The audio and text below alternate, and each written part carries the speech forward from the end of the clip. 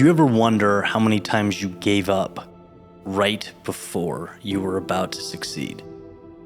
It's an impossible question because you can't possibly know the answer. There was an anecdote that was said to me once that was many of life's greatest accomplishments were achieved by people too ignorant of the odds to know that they were quote unquote impossible. I just love the concept. And when you sit with it, it's a riveting thought. Like, how many times did you stop just short of what maybe wouldn't have brought you to the peak of the mountain, but would have created that momentum or, been a slingshot for that trajectory? There's kind of a funny story with one of my good friends. He's quite a bit older than me, but back in the day in Florida, we were business partners on a few things, still great friends with him. And, there was some overlap in our circle, obviously. And, down the street, there was a yoga / interval training studio. And we went to that a few times. And he met this girl there who, her and a few other people sort of became our circle. Like, we'd have coffee every once in a while together, all of us. And, he was all about this girl. And I checked with him, by the way. It's okay that I'm telling this story. But, he would ask her out or allude to grabbing a drink or dinner. And it was like, she just kind of wasn't hearing it, wasn't feeling it, which is just, that's life in the big city, right? Sometimes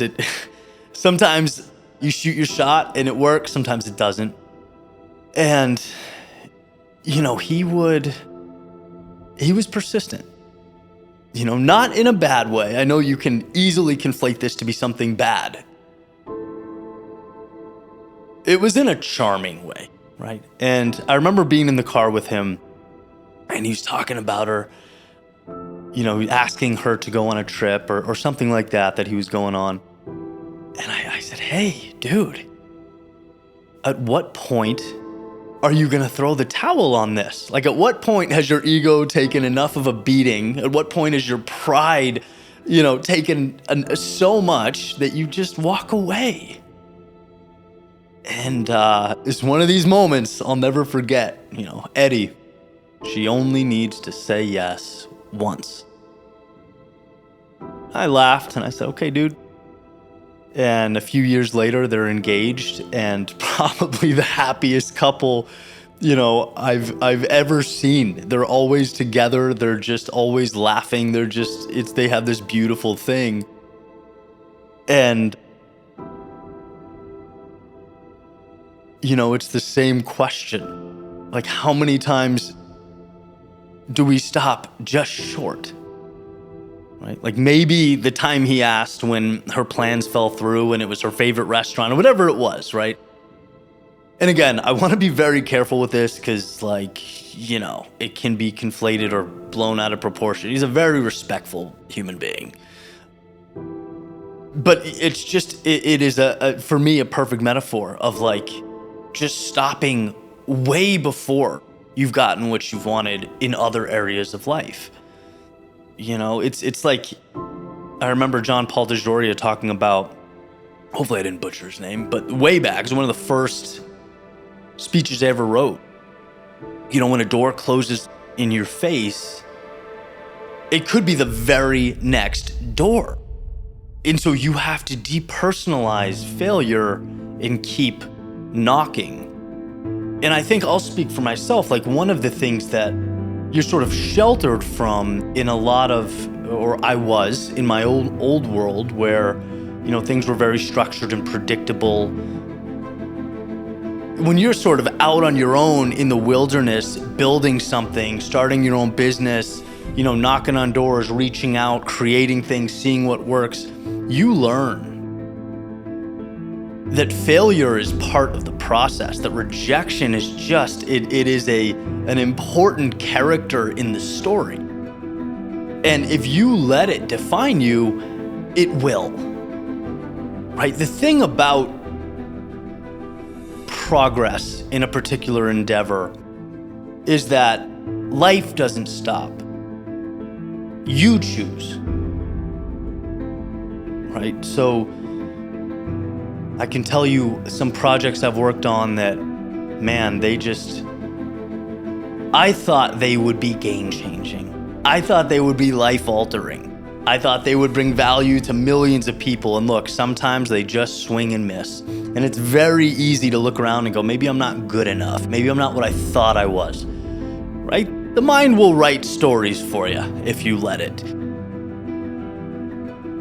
But it's like, no, this is just a door that was shut in your face. Go knock on the next one.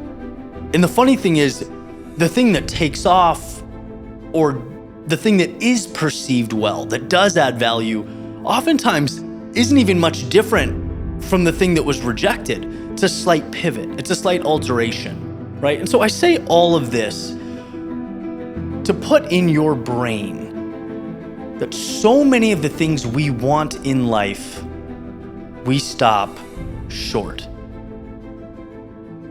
And I like to think of almost. I like to think of, the best-selling book that was almost written, right? Imagine J.K. Rowling picks up the pen and goes,